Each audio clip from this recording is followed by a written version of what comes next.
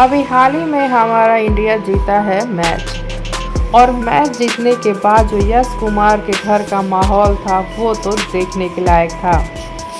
यश कुमार मिश्रा अपने social account से एक वीडियो शेयर किए हैं जो हम आप सबको अभी दिखा रहे हैं। इंडिया जैसे ही मैच जीता वैसे ही यश कुमार मिश्रा के घर का माहौल ही बदल गया।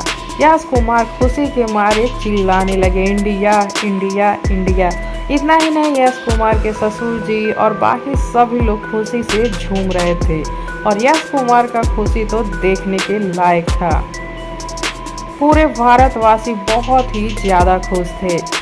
इसी बीच यश कुमार अपना खुशी सोशल मीडिया पर जाहिर किए हैं कुछ इस कदर।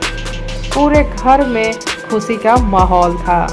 लीजिए आप सभी इस वीडियो को देखिए और देखिए यश कुमार मिश्रा ये जीत कैसे सेलिब्रेट कर रहे हैं और कितना ज़्यादा खुश हैं।